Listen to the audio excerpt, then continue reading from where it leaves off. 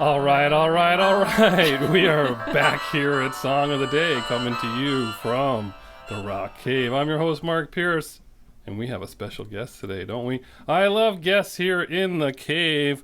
Caroline Jansen Horvat is here in the cave. I am so excited. Welcome to the cave. Thank you. Who are you, Caroline? Just who are you? I am a huge Billy Joel fan, is who I am. And I am also your sister-in-law. That is true. I've known you since you were like 8 years old. Is that not right? It was definitely elementary school. Definitely elementary school, right? I think I wrote about you in my diary. Yep.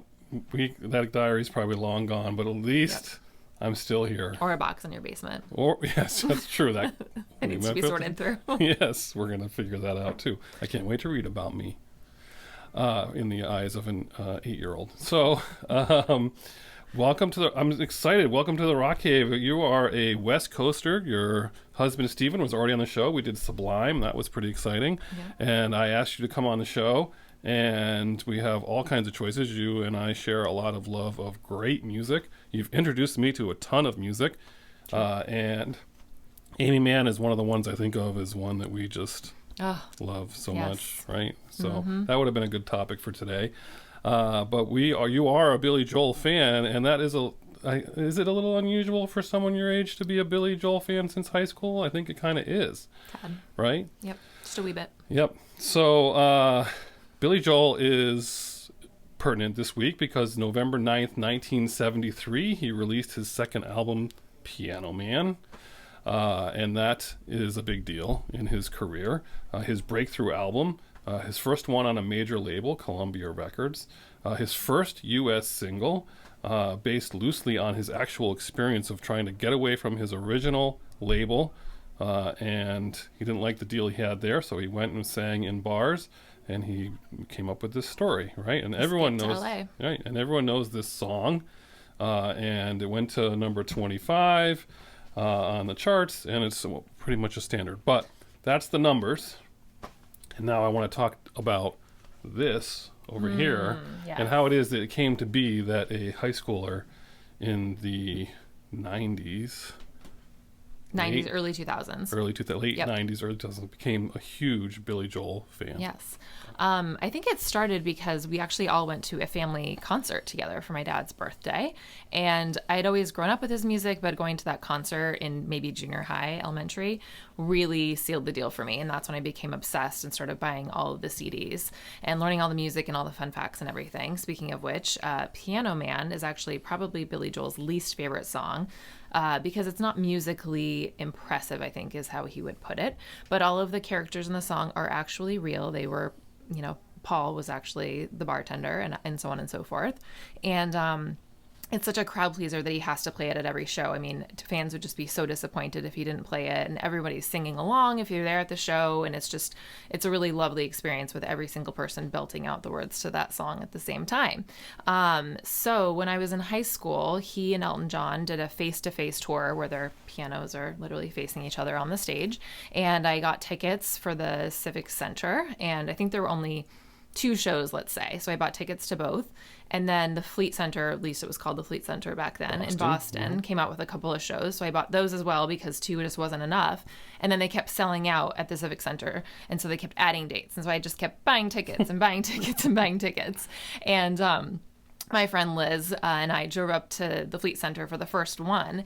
And we get there hours before the show. We're so excited. We're sitting in the nosebleed, cheap seats, and one of Billy's cameramen comes up and starts to chat with us, just find out how big of fans we are and all that, and he can obviously see how excited we are for the show, and he trades in our nosebleeds for front row seats. Nice. So this is something that Billy Joel and Elton John have been doing since I think the 80s, where they really just want the first few rows of their shows to be super fun and energetic, and they don't just want the people who have the deep pockets to be standing up there kind of boring. So right. And you're far from boring. Became friends with this cameraman, obviously, and met up with him each night of the following Fleet Center and Civic Center shows so he could trade in our tickets for us. So we had, by then we became very good about hiding our cameras in our purses. And then once you get down to the floor, everyone's like happy to take your picture and all these things. So we had an unbelievable experience going to all these shows and sitting in the front with all these fun, wild fans together. In fact, I had borrowed Mark's Rolling Stone magazine with Billy on the cover and a Sharpie, and I had it and I held it up. And Billy's famous for only signing one autograph per show. It's like the coveted one signature. Elton signs everybody's. He's lovely. He's really, generous with his autographs. Billy, just one. Just one. So he picks up my magazine, and I'm so excited. I'm like, yes, I get to be the one. And the Sharpie even like nicked his hand. So there was a Sharpie mark from me on his hand. And he kind of laughs at it and shows it to the camera and the audience and kind of like giggles and then throws it. Oh, so close to glory. Throws it. It was such a tease. And so luckily a good Samaritan back 5 or 6 rows who caught it was like, that's hers, get it back to her. So I got it back. There would have been hell to pay because I would have gotten out of order when I had all of them from the late. Except then the 80s. cameraman said after the show, I can have it signed if you'd like. And I was like, fantastic, thank you. And even called me a week later to find out if I wanted the whole band to sign it or Billy, obviously the whole band. And to this day, never received it in the mail. I'm still waiting. It's just snail mail. It could still happen. Snail mail. Could still happen. That's right. Let's not give up hope. Snail mail. There could be a Christmas miracle. Right. So then in high school, you made this in high school. This lives in my house. Yep. And it's about the shows, and your ticket is there, the Fleet Center ticket, the Hartford ticket. There's a guitar pick actually it says Face to Face EJ BJ. So yeah, I went to the professional framers in Simsbury, Connecticut. And they even specially coated all of everything so it wouldn't get damaged over time. And it probably cost me about $900 of my busing, hostessing, waiting tables money at the time. Right. And that's, was well worth it. So it was. And so it's that's just a great story. I love stories when it comes to people and why they love music and when it resonates you can tell the story about a concert or whatever it is or why it's important to you. And it's always fun to hear that from someone else's perspective here, since I get to talk alone most of the time. Piano Man, as you said, he doesn't really care for that song. There were a couple other songs on there, Worst Comes to Worst and Traveling Prayer, which are 2 songs I don't know, number 77 and number 80 in the charts. And then the Ballad of Billy the Kid did not chart, but it gets some attention because, why? It's an interesting song. It's not historically accurate, but why do people talk about that song? It's just kind of different and interesting and a little bit edgy and dangerous and badass, and I don't know. I just listen to it. It's a story. All right, and did you ever hear him play it live? I don't know that I've ever heard him play it live. Maybe he doesn't.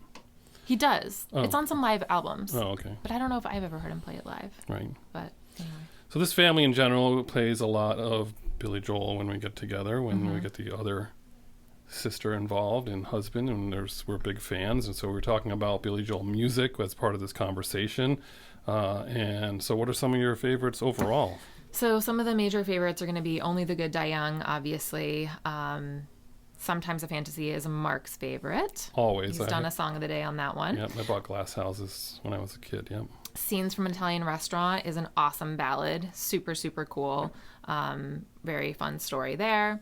We Didn't Start the Fire. I actually did a high school history report PowerPoint presentation on that song. It's got lots of Cold War history there. Perfect. Everybody knows that one. And if you know all the lyrics at karaoke like I do, you're super popular and nerdy. Right. And then Summer Highland Falls is a really nice song that he actually has been playing in these kind of recent years. That's a great song that I didn't know until in the last 10 years. Yeah, super good.